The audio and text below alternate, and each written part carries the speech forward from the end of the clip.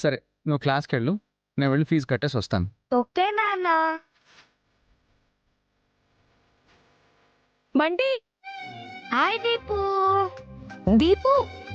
Hi Bunty.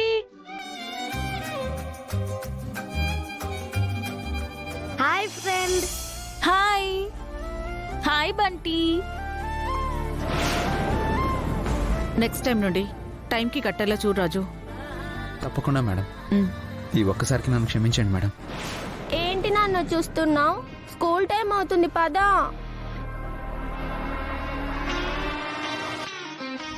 నిన్న స్కూల్కి ఎందుకు రాలేదు దీపు? చిన్న పనుండి రాలేదులే బంటి. నిన్నంతా నాకు చాలా బోరింగ్ గా ఉంది ఫ్రెండు.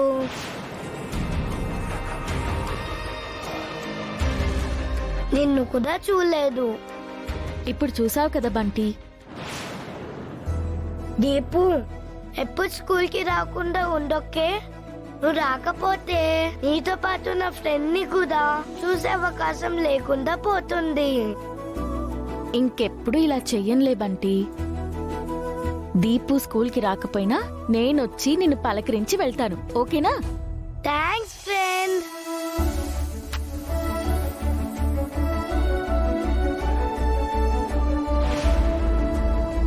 మమ్మీ, నాకు ఆకలేస్తుంది, బనానా ఇవ్వు. ఇస్తాను. బంటి, నువ్వు కూడా తీసుకో. వద్దు ఫ్రెండు, మా నాన్నమ్మ పట్టిన ఇడ్లీలతో నా పొట్ట ఫుల్ అయిపోయింది. ఓకే. రాజు కొడుకు రాజుతో వచ్చాడు, రూపా కొడుకు రూపాతో వచ్చాడు. కానీ రూపా కొడుకు రాజు కొడుకు ఫ్రెండ్స్లా ఉన్నారు. అంటే రాజు రూపలు విడిపోయి వేరువేరు పెళ్ళిళ్ళు చేసుకున్నారా? లేదంటే ఏంటి నాన్న అప్పటి నుంచి అది చూడకూడదు చూస్తున్నట్టు అలా చూస్తున్నావు? అబ్బా, ఏం లేదు, నువ్వు క్లాస్కి వెళ్ళు. సరే నాన్న. రాజు, స్కూల్ బస్ ఒకటి రిపేర్కి వచ్చింది, అది రిపేర్ చేసి పంపించు. అలాగే మేడం, ఒకసారి పంపించండి, రిపేర్ చేసి పంపిస్తాను. అలాగే. ఉంటాను మేడం. సరే రాజు. Thank you madam.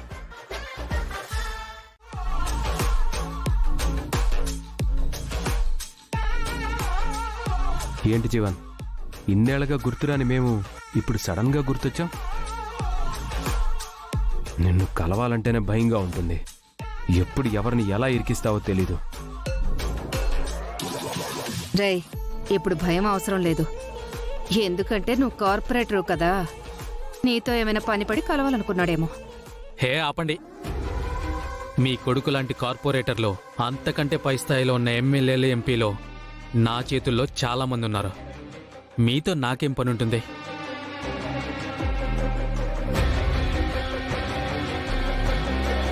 అయితే సడన్ గా మేమెందుకు గుర్తొచ్చినట్టు? రాజు రూపల గురించి నాకు కొన్ని నిజాలు తెలియాలి.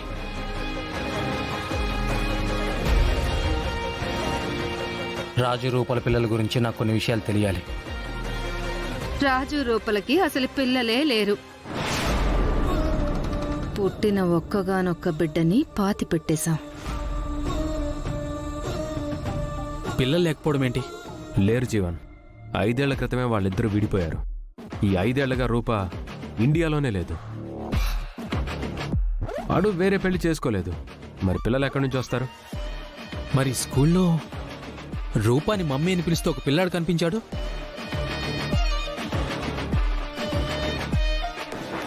ఓ అదా, రూపని మమ్మీ అని పిలిచేవాడు రూప కొడుకు కాదు, నా కొడుకు.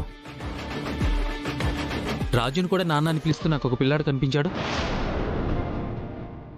రాజుని నాన్న అని పిలుస్తున్నాడా? అవును. రాజుకి కొడుకుండడం ఏంటి? వాడు వేరే పెళ్లి కూడా చేసుకోలేదు కదా. విచిత్రం ఏంటంటే ఆ పిల్లలిద్దరూ ఫ్రెండ్స్లా కలిసిమెలిసి ఉంటున్నారు. రూప కూడా వాళ్ళిద్దరినీ ప్రేమగా చూసుకుంటోంది.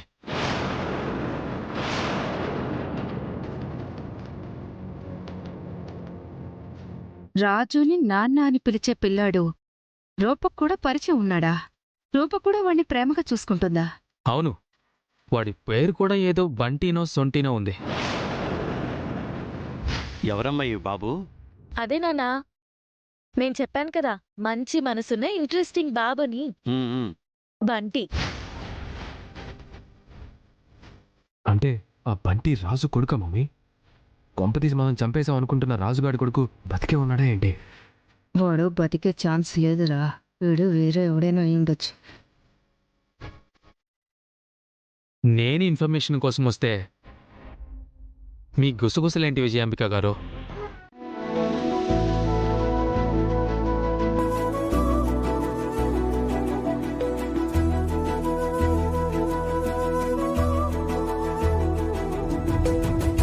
ఏంటి ఫ్రెండ్ అలా చూస్తున్నావు? ఏం లేదు బంటి, నువ్వు గీస్తున్న బొమ్మను చూస్తున్నాను.